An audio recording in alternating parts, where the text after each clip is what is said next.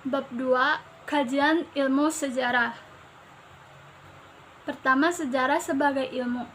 Artinya, ilmu sejarah ini memiliki metode yang dimana harus melakukan pengamatan dan didukung dengan bukti-bukti sejarah yang terjadi di masa lampau. Bila mengabaikan bukti dan pengamatan, maka pernyataan tersebut tidak diterima. Ciri-ciri sejarah sebagai ilmu menurut Kunto Wijoyo ada 5. Pertama, bersifat empiris. Kedua, mempunyai teori. Ketiga, mempunyai metode.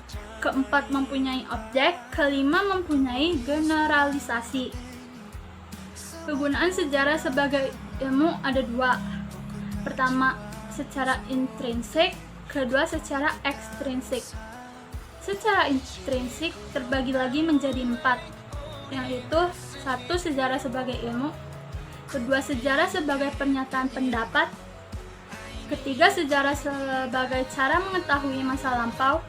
Keempat, sejarah sebagai profesi. Sedangkan secara intrinsik yaitu pertama, sejarah sebagai pendidikan moral. Kedua, sejarah sebagai pendidikan politik. Ketiga, sejarah sebagai pendidikan perubahan. Keempat, sejarah sebagai pendidikan penalaran. Kelima, sejarah sebagai pendidikan kebijakan. Keenam, sejarah sebagai pendidikan masa depan. Fungsi sejarah sebagai ilmu ada 3. Pertama, fungsi rekreatif, yaitu bisa menjadi sarana rekreasi. Kedua, fungsi inspiratif, yaitu dapat memberikan inspirasi. Ketiga, fungsi instruktif, yaitu berkaitan dengan kegiatan pembelajaran. Kedua, sejarah sebagai peristiwa. Artinya adalah sejarah merupakan kisah nyata atau realitas yang terjadi pada masa lalu. Sejarah sebagai peristiwa memiliki syarat, yaitu pertama, objektif. Kedua, unik. Ketiga, penting. Ketiga, sejarah sebagai kisah. Sejarah sebagai kisah bersifat subjektif. Subjektivitas dalam interpretasi sejarah tersebut dipengaruhi oleh beberapa faktor sebagai berikut. Pertama, kepentingan. Kedua, perbendaharaan pengetahuan. Ketiga, nilai-nilai. Keempat, kelompok budaya. Kelima, kemampuan berbahasa. Keempat, ada sejarah sebagai seni. Kekuatan dan kelemahan sejarah sebagai seni. Pertama, kekuatan yaitu dalam karakterisasi dan struktur atau alur penulisan. Kedua, kelemahan sejarah sebagai seni yaitu ketepatan dan objektivitas berkurang serta cakupan materi sejarah akan terbatas.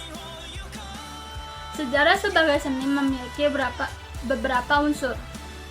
Pertama, intuisi. Kedua, emosi. Ketiga, imajinasi. Keempat, gaya bahasa. Ada 4 konsep sejarah, yaitu pertama, konsep diakronik, berdasarkan urutan waktu atau dimensi waktu. Kedua, konsep sinkronik, yaitu berpikir secara luas dalam ruang tetapi terbatas. Ketiga, konsep periodisasi, yaitu mengkategorikan sejarah berdasarkan jenis sejarah yang ditulis. Penyusunan periodisasi bergantung pada jenis sejarah yang ditulis. Pertama, ada politik. Kedua, ada sosial. Ketiga, ada ekonomi. Keempat, ada kebudayaan. Dan kelima, ada agama. Konsep keempat yaitu kausalitas. Konsep kausalitas dalam sejarah berupaya menjelaskan peristiwa dengan merangkaikan berbagai fakta dalam sintesis hubungan sebab dan akibat. Sekian penjelasan dari saya, Radwa Sumaya, 10 IPS 3. Makasih.